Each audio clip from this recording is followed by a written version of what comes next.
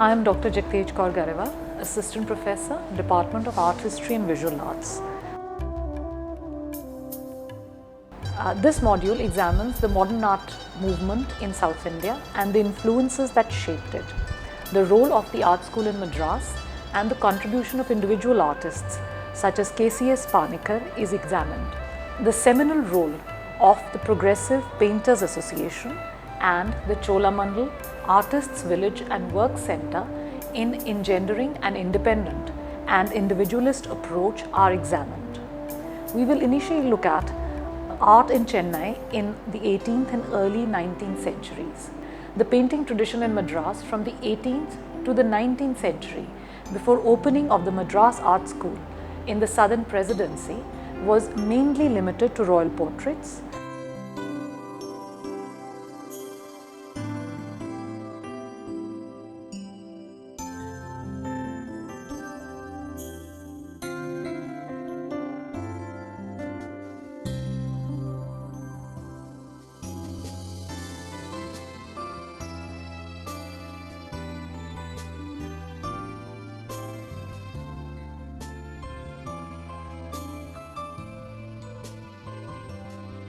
Utilitarian artworks and religious icons. Royal portraits were mainly done by artists of the Tanjore school, local and court artists of Pudukkottai, Raja Ravi Verma and F.C. Lewis, to name a few. Some of the artists like Govindaswamy Maistri and Ramaswamy Maistri from Tanjore, unlike other traditional Indian artists, also signed their works. Tanjore painters used rich, luminous colors for these portraits. Their works had minutely painted embroidery, jewelry, background and other such details. However, not much attention was given to the physical likeness of the person. Another artist who signed his works was Venkatarayalu Raju, who also used watercolors as his medium. He was the court painter of the princely state of Pudukkottai and had studied art under E.B. Havel in the Madras School of Art. He, later in 1886, also taught the ruler of Pudukkottai. His work, even in oils, retains the brilliance of the color palette of Tanjore painters. Raja Ravi Verma and F.C. Lewis followed the academic realistic style in their portrait and were careful regarding likeness, perspective and proportions in their works. Unlike the traditional artists, in their portraits, the form and features of the person dominated the picture space, and the background was painted in such a manner that the main subject became the focus of the painting. Now we'll briefly look at the art school at Madras.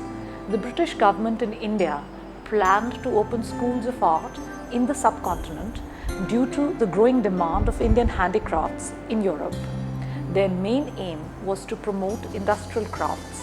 However, eventually, the academic style of painting also became an important part of the curriculum.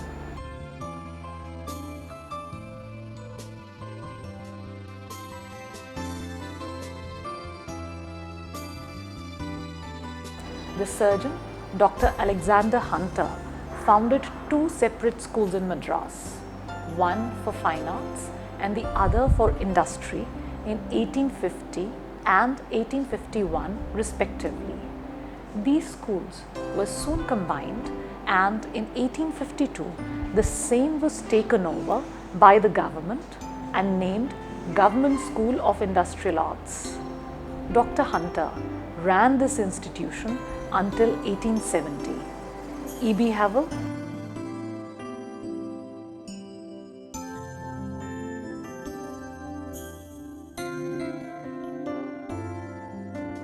joined as superintendent in 1884 and stayed on that post till 1894. Eventually, the institution was named the Government College of Fine Arts. Devi Prasad Roy Chaudhary,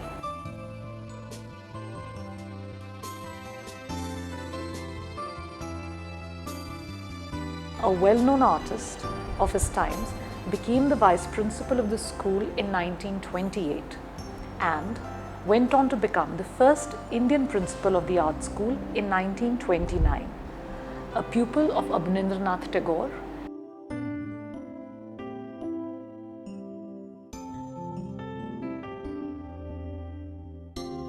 He followed his teacher's style of painting for a while, but as he moved towards sculpture, and especially after getting training in Italy, the influence of Western art became visible in his work.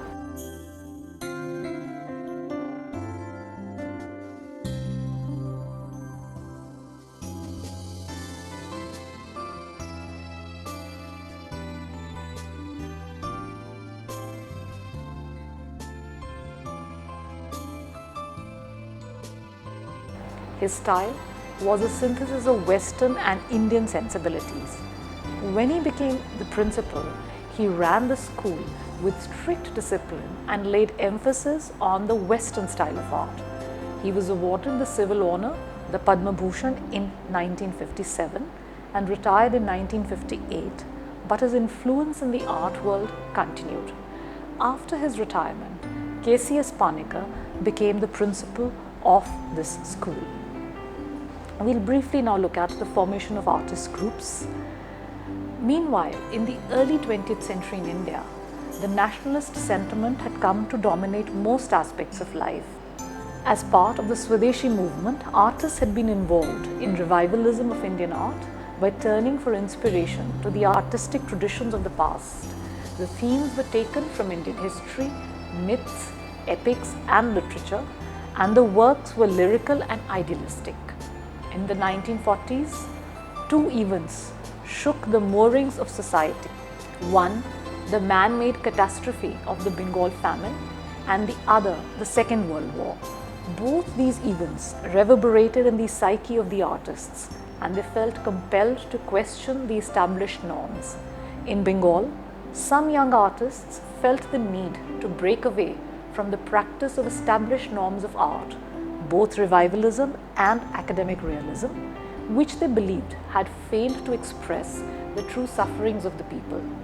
In the quest for regeneration of art and the formulation of a new, modern visual language, in 1943, the Calcutta group was formed by a group of artists led by Pradosh Das Gupta.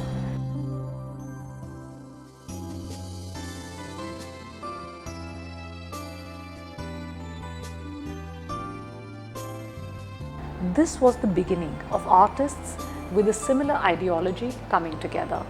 In Madras, the formation of the Progressive Painters Association was initiated by K.C.S. Panikkar.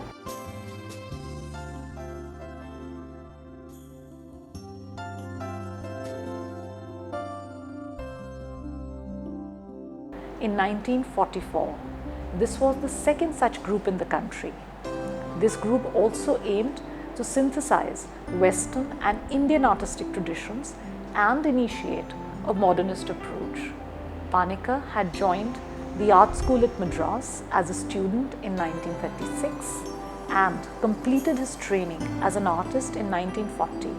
He later became a teacher there and eventually the principal in 1958, a position he held for 10 years.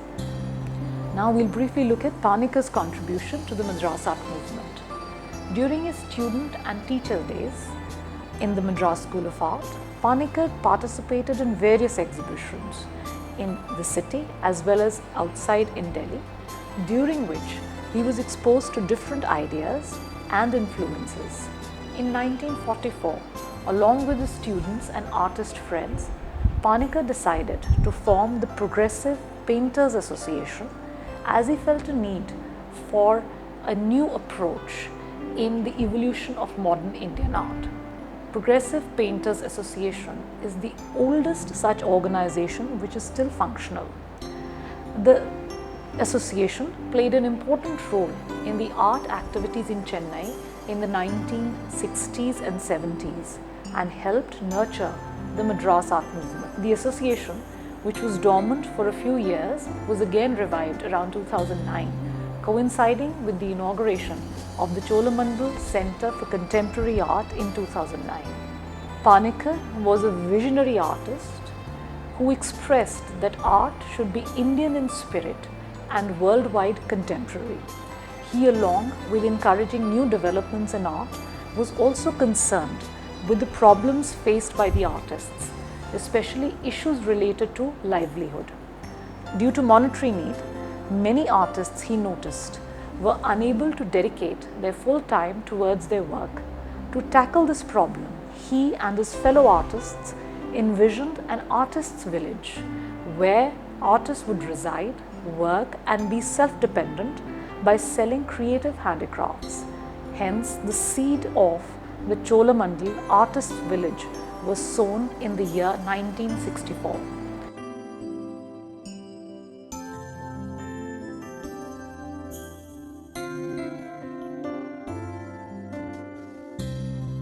It was felt that economic independence was essential and that income from paintings and sculptures could be supplemented through selling craft objects. So it was decided that the artists would work on handicrafts for 2 or 3 hours a day, and rest of the time would be constructively spent in painting and sculpting.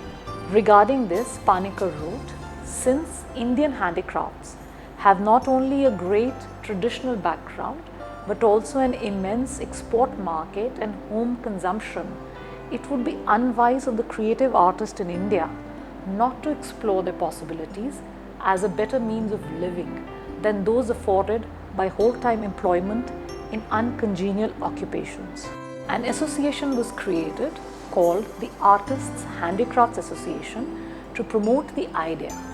The first handicrafts that were created for selling mainly consisted of batik work on silk and cotton dress material and leather work. Soon ceramics, woodwork, metalwork, enameling, jewelry and designer furniture were also made.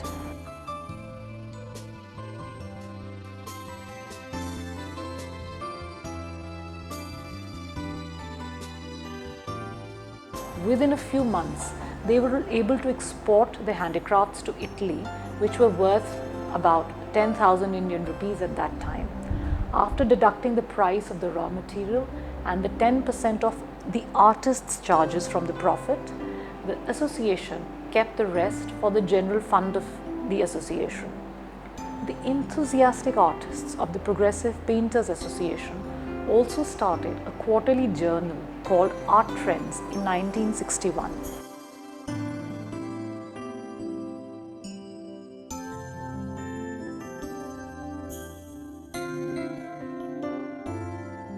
In this journal, not only the art of local artists was discussed, but the work and styles of other modern artists from around the country were also written about.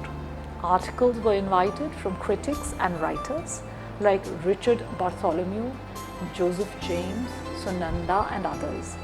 Panikkar himself also wrote for the publication. This became a medium of exchange of knowledge and ideas and kept artists around the country updated with the workings of their contemporaries in different parts of India. Today, Art Trends is a rich archive of the Madras art movement. Now we'll briefly look at the Cholamandalam Artists Village and Work Centre. On the 13th of April 1966, finally, on around 8 acres of unused land, the village was established 12 miles from Chennai.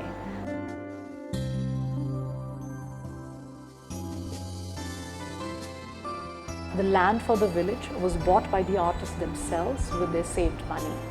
Around 40 artists contributed towards it with the money they had earned as commissions and through the sale of their work.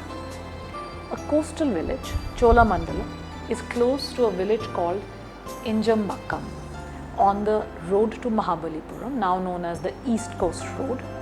It was not easy to live in the village due to lack of resources and general hardships that are faced by people living in rural areas. But the artists were determined to make it a success and they were able to achieve it with their hard work.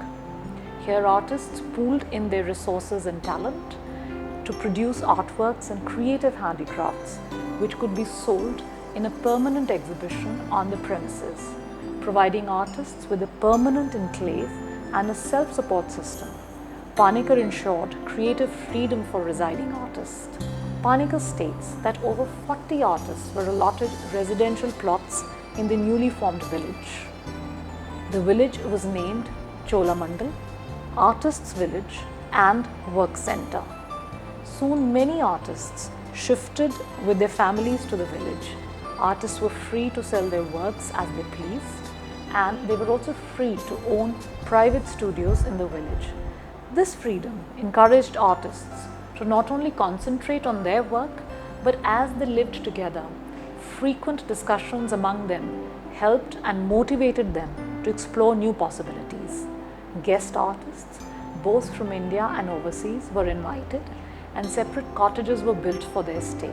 This also helped in a wider exchange of ideas. As time passed, many artists of the village held exhibitions in Chennai. They also went on to hold exhibitions at the international level.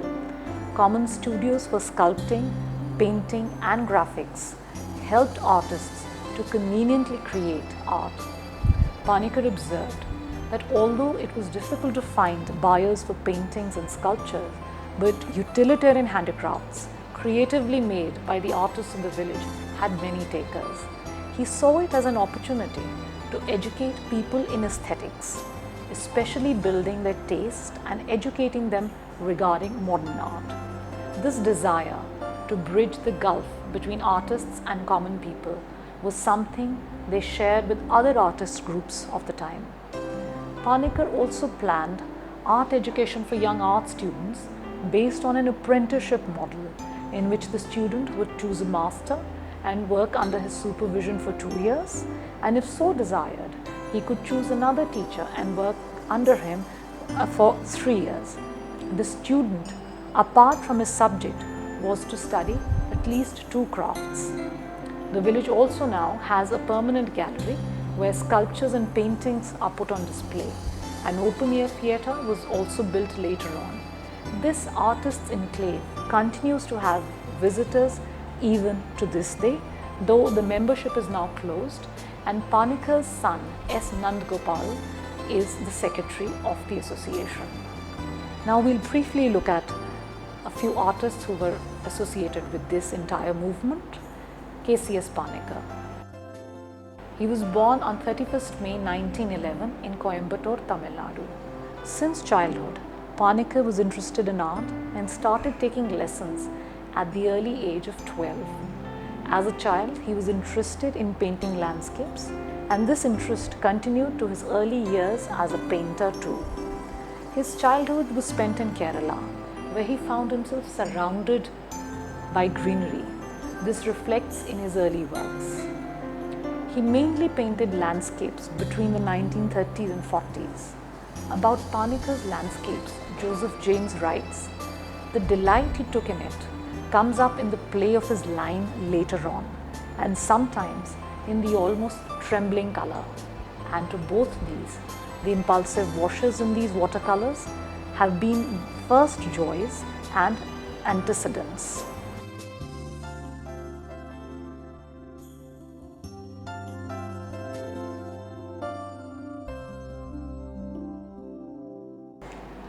His watercolor landscapes were memories of his childhood, which was surrounded by the life of the working class in Kerala. His watercolor landscapes were memories of his childhood, which was surrounded by the life of the ordinary people of Kerala, painted in an adaptation of a somewhat impressionistic style. People, especially rural folk, started featuring in his landscapes, and his paintings show emotive qualities.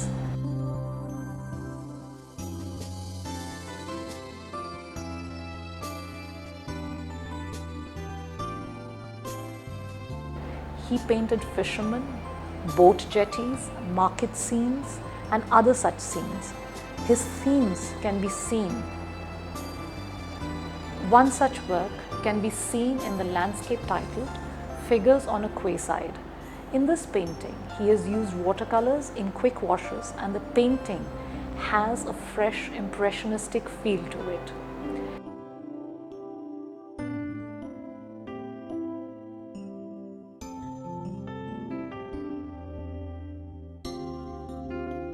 He writes, "I began to draw the pictures of villages and coconut groves with which I was familiar with in Kerala.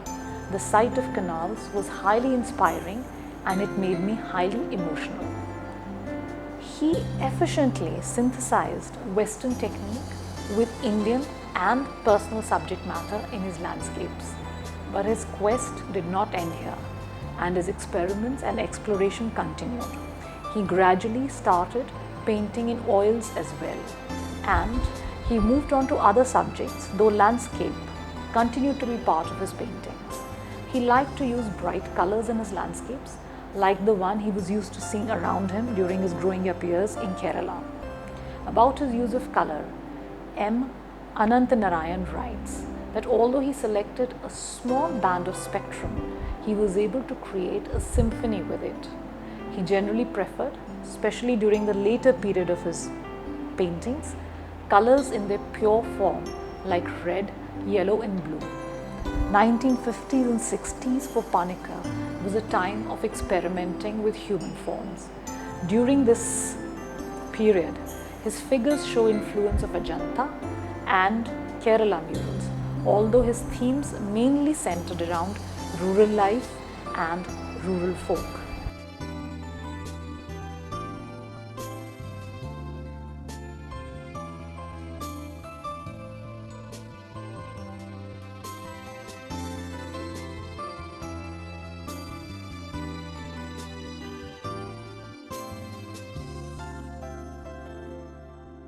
Panikkar was open to influences from any source, be it Western or Indian. He observed technique, vision and essence of the Western tradition and adopted it in his paintings. However, his encounter with Western art actually made him long for the spirit of Indian sculptures of Khajuraho, Mahabalipuram and Konark. Subramaniam explains, his Western excursion affected him like it affected most Indian artists or any artist of individuality. It threw him back on himself. It was as if across the seas, a strange longing for his land caught him in the pit of his stomach. On his return, he became committed indigene, though not in a traditionalist sense. In Panikkar's Garden series, we can see a distinctively personal style in which he, as described by Pranab Ranjan Ray, had a strong undercurrent of design integrated by linear rhythm.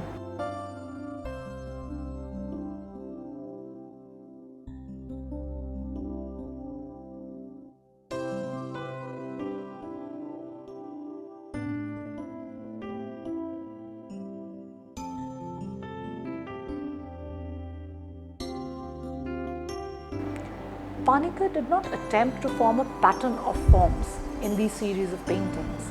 He slowly made his color palette restricted to two colors in an attempt to move away from the practice of Western modern artists. Hence, we see color harmony in his works, which are sometimes almost monochromatic. This can be seen in some of his works in which he reduced his color scheme, such as this.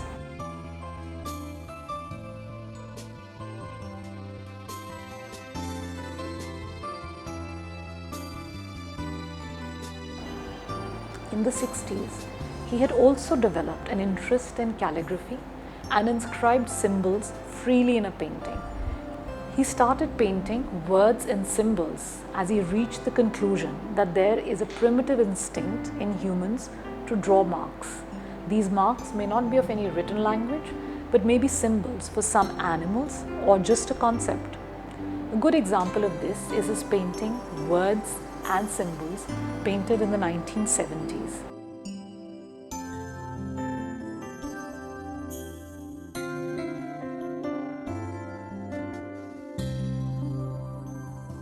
This realization made him move away from the Western modernistic approach and develop his distinctive style, which was in tune with abstract expressionism.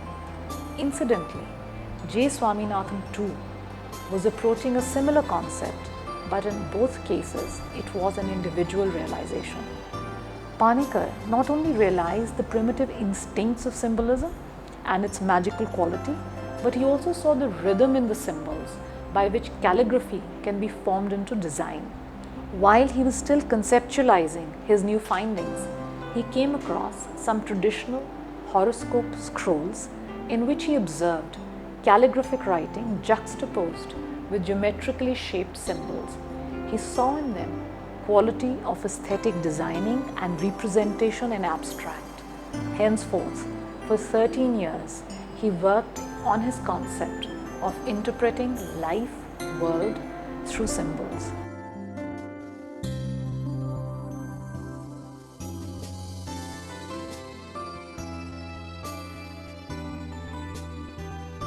Ray writes, Panikar's close reading of thoughts behind Indian visual culture and not just the paramparas of the high arts of the mainstream, that was perhaps responsible for the ideas which led to the paintings of the Words and Symbols series.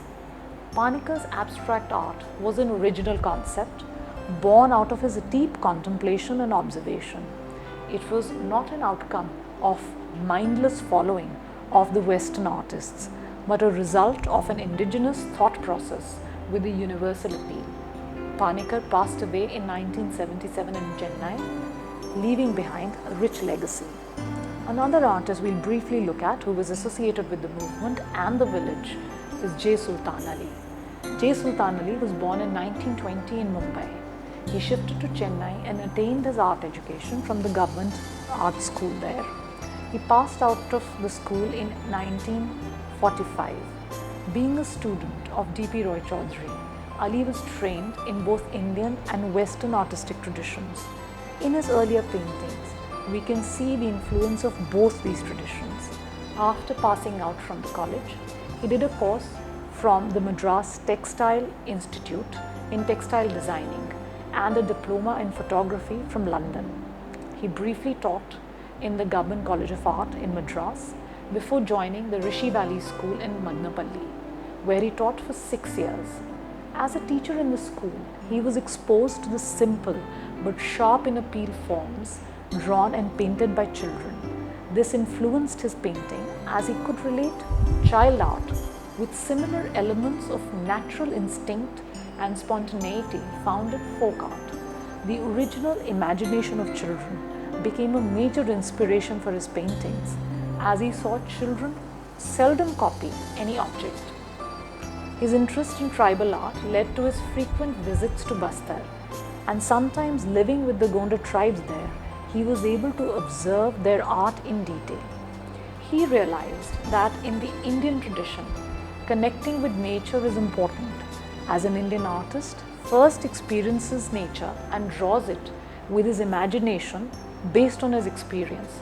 However, in the Western tradition, direct imitation of nature is achieved by following a set of rules. He found the experience part missing in the Western artistic process. Gradually, he was drawn towards the Indian tradition and tried to weed out the Western tradition that he had learned as a student in the art school. As the exhibition officer of Central Lalit Kala Academy, Ali also saw works of his contemporary artists. This helped him to discover his personal style, which was derived from the symbols adapted from tribal culture and the essence of simplicity taken from child art. He also read works of the anthropologist Elvin Verrier on tribal life. He used symbols adopted from tribal culture such as a bull, snake, king, birds, demons, gods, etc. with fresh, strong and pure colors in his paintings. Some of his paintings on themes of gods and goddesses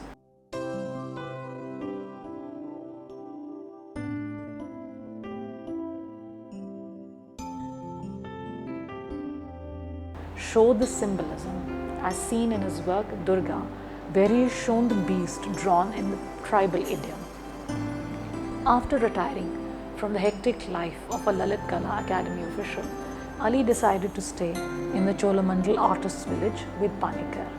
There he further contemplated on his art and realized that he need not distract the effect of symbols by using strong colors in his paintings. So he started painting in tones of black and white. This can be seen in many of his paintings like Vichitra Panchi, made in 1974.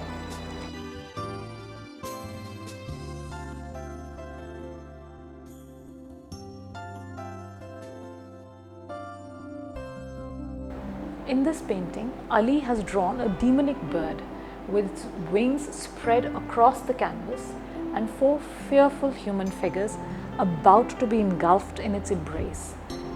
Ali later on also left the use of oil colors and came back to the medium of watercolors. Some other artists of the Cholamandalam artist village. Many other artists were part of this Madras art movement and the artist village. Srinavasalu is one of them, who was influenced by the folk and traditional forms following the footsteps of Jamini Roy. He took his inspiration from Tamil Nadu and Andhra's native toys of Kondanpalli, floral patterns of Kalmakari on cloth, the rounded sculptural forms of halibut temples and murals of Lepakshi. Although he was a student of D.P. Roy Chaudhary, his style is individualistic, derived from the rural surroundings of the district Chittoor. The figures in his paintings are robust with spiritual faces and big eyes.